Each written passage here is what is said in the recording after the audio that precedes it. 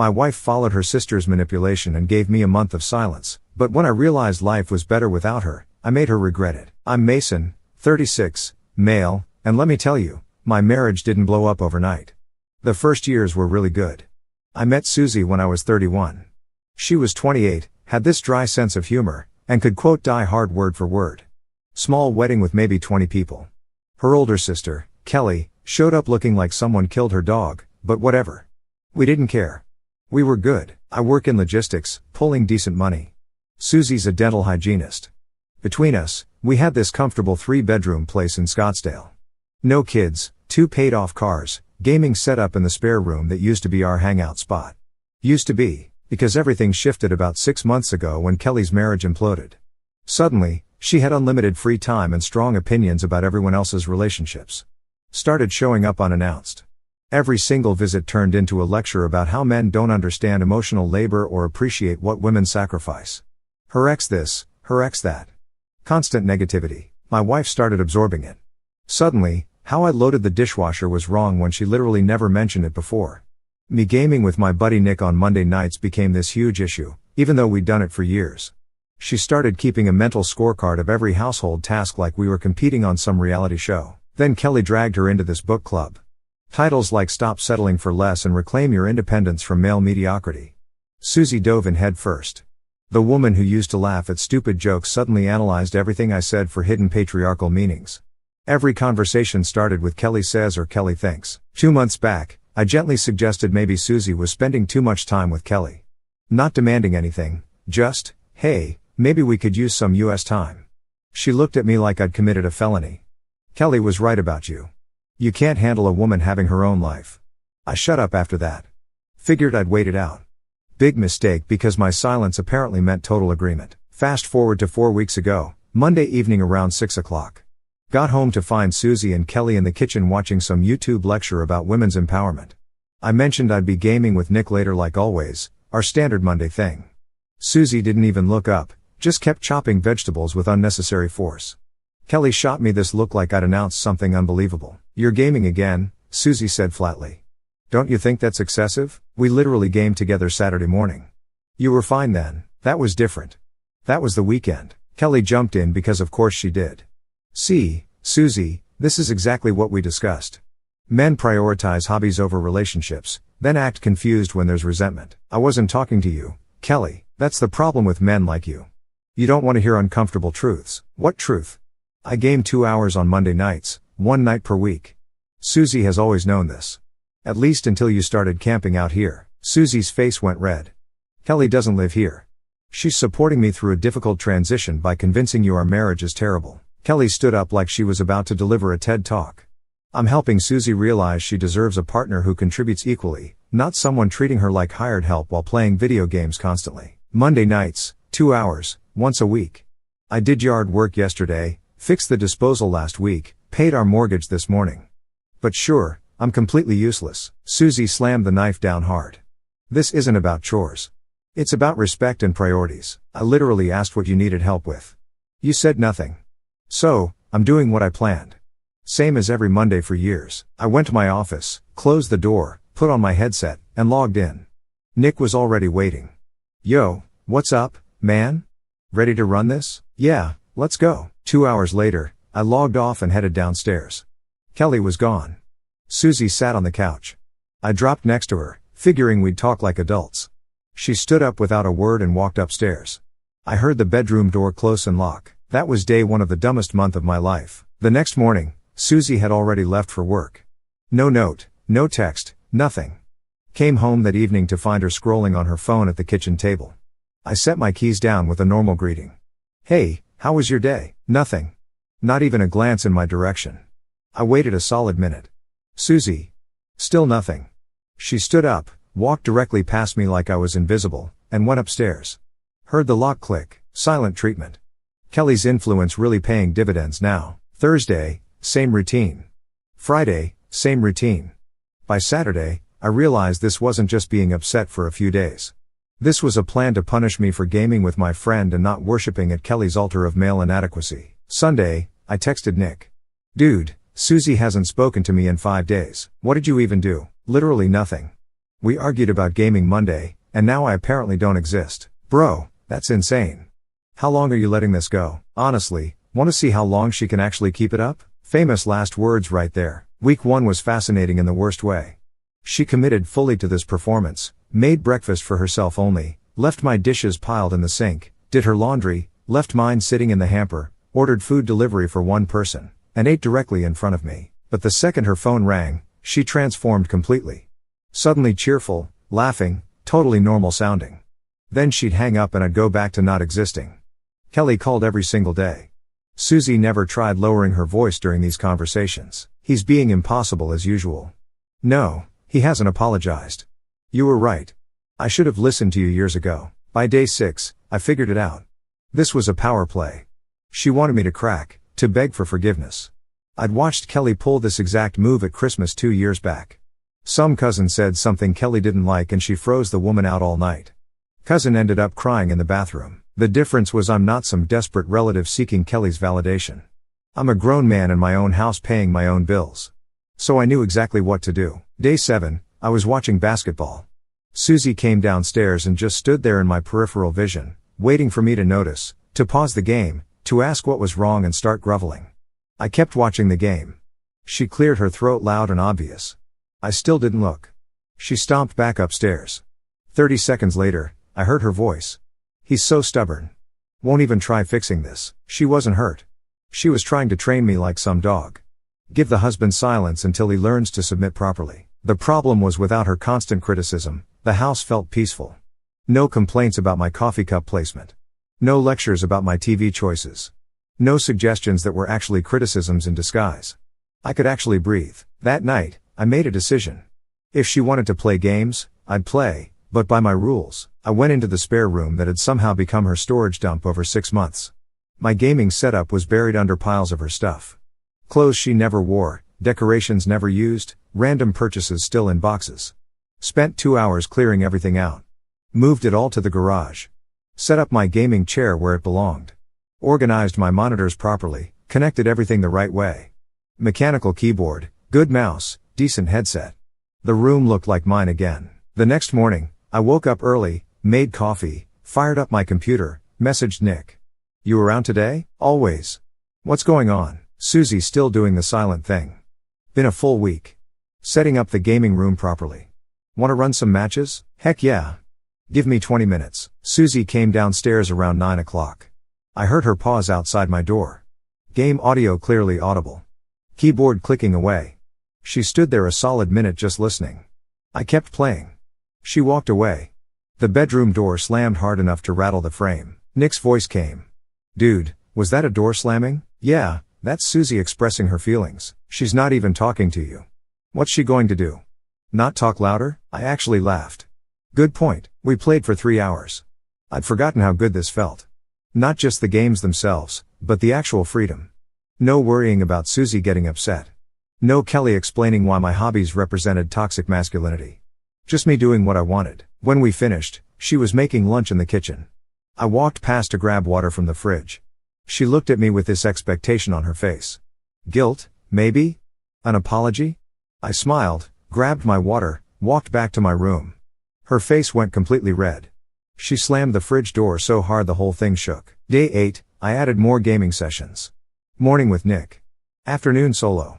Evening with our old guild I hadn't played with in months because Susie always complained about it.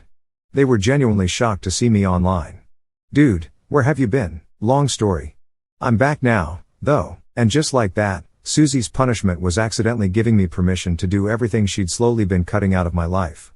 And I was taking full advantage. Day 9, Nick actually came over, brought his laptop. We set up in my room like old times. Proper setup, pizza delivery, energy drinks, tournament brackets going. Susie walked past the doorway and saw Nick sitting there. Saw us laughing and talking. She looked at me like I'd pissed in her cereal, but she couldn't say anything without breaking her precious silent treatment. Nick noticed immediately. Your wife just death stared me. Yeah, she does that constantly now. How long is this actually lasting? No idea, but I'm not stopping either way. What do you mean? The longer she stays silent, the more I realize how much better everything is. No criticism, no Kelly camping out here, no guilt for breathing, just peace. Bro, are you actually okay? Better than I've been in months. After Nick left, I sat in my chair staring at the ceiling with real clarity. I'd spent 6 months trying to become whatever husband Susie and Kelly decided I should be. Completely forgot who I actually was before that. The silent treatment wasn't punishment anymore. It was freedom. Week 2, I stopped just gaming. Started systematically taking back every part of my life Susie had slowly eroded over months. She watched in total silence, trapped by her own strategy. Living room went first. Susie had rearranged everything to optimize her reality show viewing. Couch at weird angles. Coffee table pushed too far out. Made watching sports physically uncomfortable. Saturday morning, I moved everything back my way. Couch facing the TV properly. Coffee table at perfect foot height. Gaming chair in the corner where it belonged. She came downstairs and froze completely, mouth opening and closing, wanting desperately to complain, needing to, but she couldn't without admitting total failure. She grabbed her purse and left. Didn't come back for 4 hours. When she returned, I was comfortable with my feet up. Game on the big screen. She stood in the doorway, clearly waiting for guilt to hit me. I didn't even look up. The kitchen was next. Susie had gotten weird about counter space over the past few months. Everything hidden away except her useless decorative jars. My protein powder banished to the pantry. Vitamins stuffed in drawers. The toaster oven moved to the garage because it supposedly ruined her aesthetic. Forget that noise. I set up a proper morning station. Toaster out and ready. Coffee maker positioned perfectly. Protein powder right there. Vitamins organized and visible. Everything actually accessible. Every morning I'd make coffee at my station. Susie had to physically navigate around my setup, frustration written across her face. But what could she possibly say? Then I started cooking whatever I actually wanted. For months, Susie had meal prepped based on Kelly's recommendations. Bland chicken breast, quinoa salads, health food that tasted like cardboard. Suggesting burgers or tacos got me lectures about nutrition and cholesterol. Now I cooked real food. Spicy wings, loaded nachos, thick steaks with garlic butter, meals that tasted good. Susie would smell it cooking and hover nearby, obviously wanting some, but she couldn't ask without speaking first. So, she'd make her sad protein smoothies while my actual dinner filled the entire house. Day 14, Nick came over again, ordered ridiculous amounts of Chinese food, full day gaming marathon, both computers running side by side. You're really leaning hard into this silence thing, huh? Why not?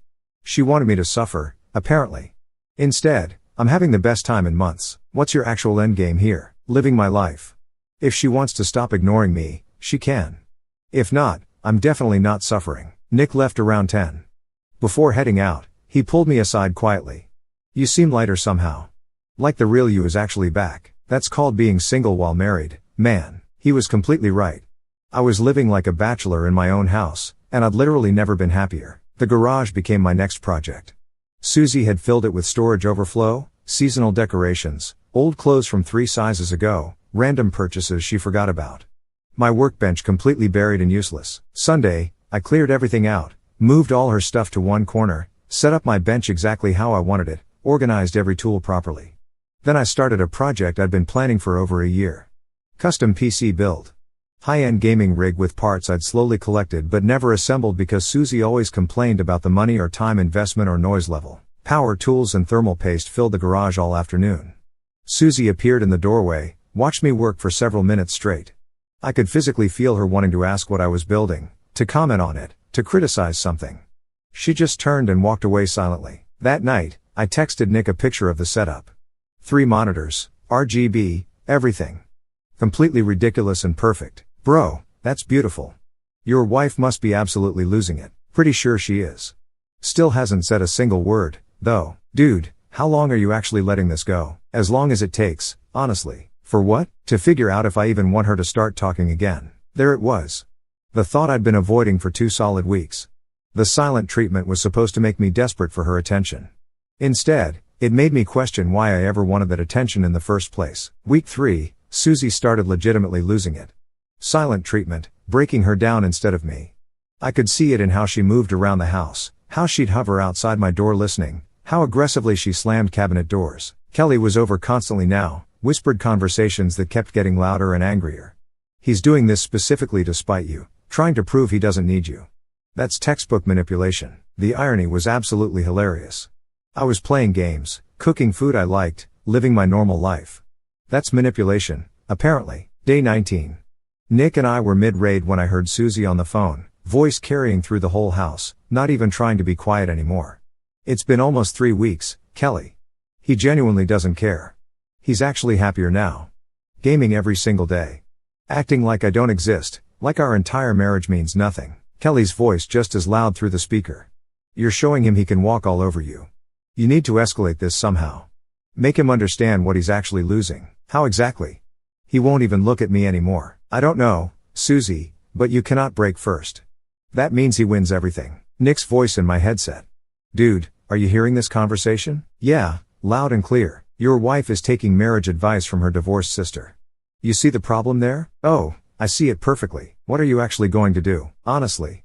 Starting to think about making this permanent. Nick went completely quiet for a second. You mean divorce? Every single day makes it clearer I'm legitimately better off without her. Day 21. Susie's parents came over unexpectedly. First time I'd seen them in a month. They showed up with casserole dishes, looking genuinely confused about everything. Susie let them in, hugged them both, started chatting like everything was completely normal. Her dad spotted me and waved casually. Hey sport, how's work treating you? It's good. I stood and shook his hand properly. Susie's smile faltered. She probably expected me to ignore them or cause some scene, but I was totally normal. We sat for dinner together. Susie's mom had made pot roast. I complimented it, asked about their week, talked about work projects. Completely normal Sunday dinner conversation. Meanwhile, Susie sat there getting progressively more agitated because I wasn't playing along with whatever narrative she'd built. Her dad asked about holiday plans coming up. Susie jumped in quickly. We haven't actually discussed that yet. First word she'd spoken in my presence in 3 solid weeks. Her parents didn't notice the significance. After they left, she spun on me immediately. You did that on purpose. I started cleaning dishes calmly, put them in the dishwasher, wiped down the table, didn't say a single word back. Her face went completely red. Don't you dare ignore me now. You can talk to my parents, but not your own wife. I walked to my gaming room, closed the door, put on my headset. She followed right behind, stood in the doorway, staring. You can't just shut me out like this. I booted up my game. Nick was already online waiting. Actually, Susie, I can. You spent 3 weeks showing me exactly how. That's completely different. I had actual reasons. So do I. I finally realized how much better my life is when you're not actually part of it. Her jaw dropped. She stood there for 10 seconds, just processing, then turned and ran upstairs.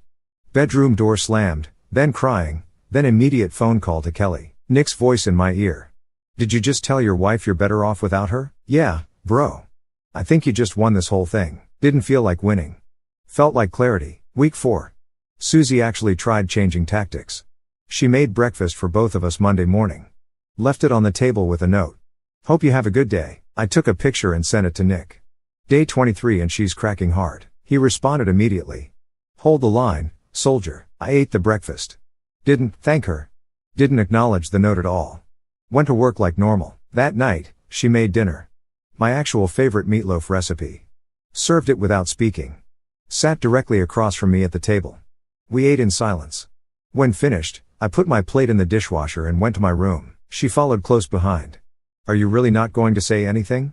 Voice smaller now, almost pleading quality to it. What exactly do you want me to say? That you forgive me? That we can move past this somehow?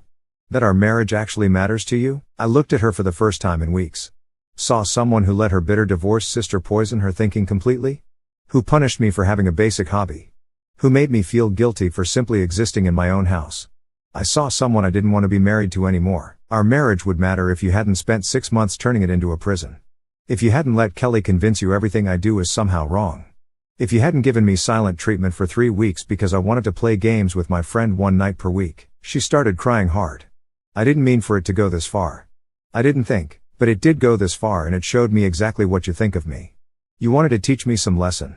Congratulations, Susie. The lesson I learned is I respect myself more than whatever we've become. I'm sorry. I'll do better. We can fix this together. I turned back to my computer screen. No, Susie. We really can't. She stood there another full minute, then left quietly. I heard her on the phone with Kelly immediately. He says he's completely done. What do I even do now? Kelly's response loud enough to hear clearly. He's bluffing. Men always come back eventually. Give him space and he'll realize he can't do any better than you. That exact moment I knew for absolute certain. Not because I was angry, not for revenge, but because staying married meant staying connected to Kelly's toxic worldview forever.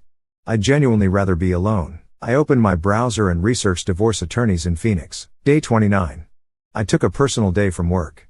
After Susie left for her shift, I drove downtown to Monica's law office. Tell me what's going on in your situation. We spent 2 hours going through everything methodically. The house situation, cars, bank accounts mostly kept separate. No kids involved. No major shared debts except the mortgage. This should be relatively straightforward. When would you like these served? Tomorrow morning. Day 30. Exactly. Feels right. On the drive home, I stopped at a flower shop.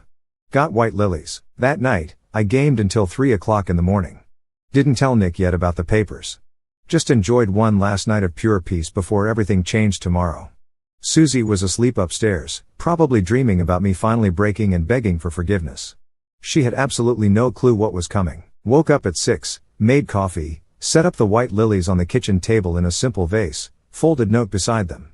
Thank you for the most enlightening month of our entire marriage. Under the note, I placed the manila envelope face up. Divorce papers clearly visible through the window. Went to my gaming room, booted up the computer, messaged Nick casually. Might need to crash at your place tonight. Fast reply. What's happening, man? You'll see soon enough. Susie came downstairs at 7:45 like clockwork.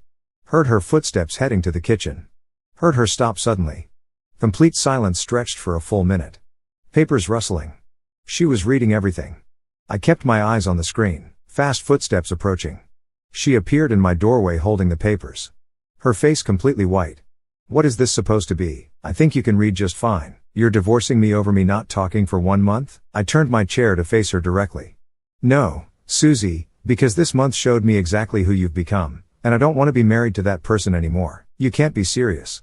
We can fix this. There's nothing to fix. You gave me a month of silence to punish me for gaming with my friend.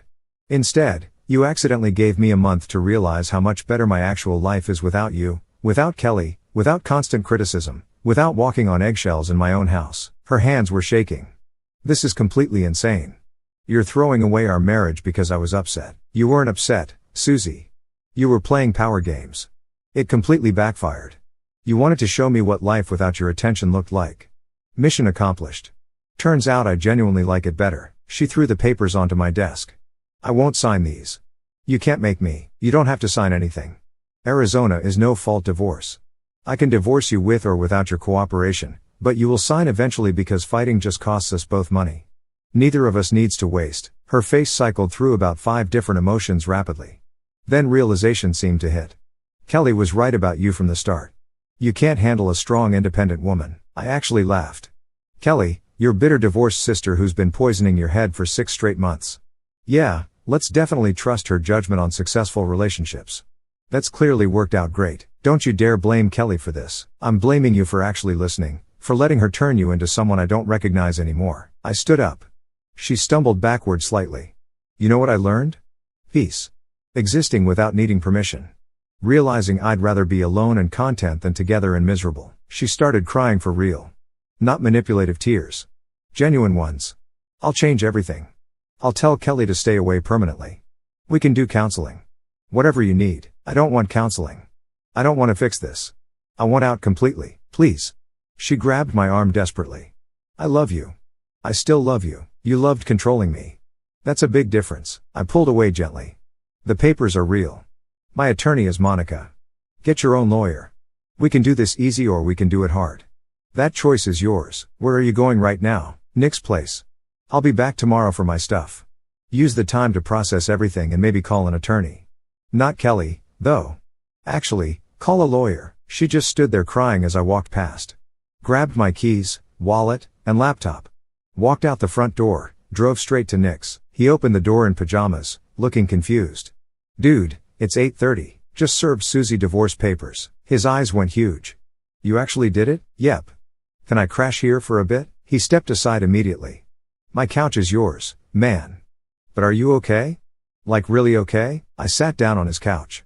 For the first time in 6 months, I feel like myself again.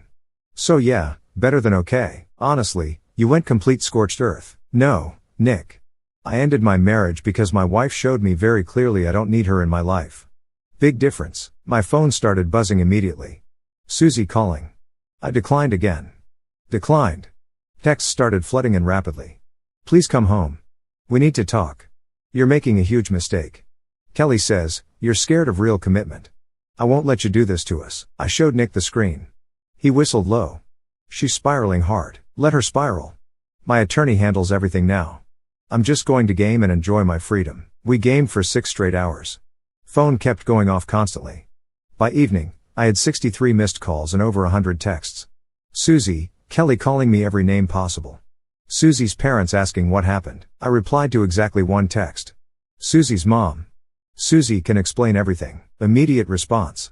Surely you two can work this out somehow. I don't want to work it out. No response after that one. Next week was genuinely educational. Susie didn't just spiral normally. She went absolutely nuclear. Kelly right there beside her pouring gasoline on everything. Day 2, I went back to grab clothes and gaming equipment. Susie was waiting right inside. Kelly, they're obviously providing moral support or whatever. You can't just leave like this. You owe me a real conversation at minimum. I had a full month for conversations. You specifically chose silence. I grabbed a duffel bag and started packing clothes. This is completely different. You blindsided me with papers. I blindsided you? You spent an entire month pretending I literally didn't exist. What exactly did you expect would happen? Kelly jumped in. Classic male behavior. Running away instead of facing real problems. I'm not running. I'm leaving permanently. Big difference. And I'm not even slightly interested in your opinion. Her face went completely red. You're exactly what I told Susie from day one. A man-child. You don't understand what you're actually giving up here, Susie said through tears. 5 years together, our home, our whole life, our life. This has been Kelly's life with you as her puppet. I walked to my gaming room and started unplugging monitors. Kelly followed right behind me. You're being selfish. Susie supported you and this is how you repay her? Supported me? How? She criticized my gaming, my food choices, my friends, my use of my own house. What exactly did she support? Susie appeared in the doorway. I was trying to make us better people. Kelly was helping me see clearly. Better than what exactly? Happy? We were genuinely happy before Kelly got divorced and decided everyone else should be miserable, too. I loaded gaming setup into boxes carefully. Took almost 2 hours. 6 boxes total and 3 bags of clothes. I loaded everything into my car. Came back inside one last time. My attorney will contact you about the house. We can sell and split proceeds or one person buys out the other. I'm not selling our house, then buy out my half. I honestly don't care either way. Kelly stepped forward aggressively. You'll regret this decision. When you're alone and miserable, you'll come crawling back and Susie won't be waiting around. I looked directly at Susie, not Kelly. Is that what you actually think? She didn't answer. Just cried while her sister spoke for her like always. That's what I thought. I left and drove to Nick's. Didn't look back once. Over the following weeks, Susie tried absolutely everything. Kelly created family group chats explaining how I'd abandoned Susie. Added me repeatedly. I blocked everyone. Social media campaign launched. Kelly posted long rants about men who can't handle strong women. Susie shared everything.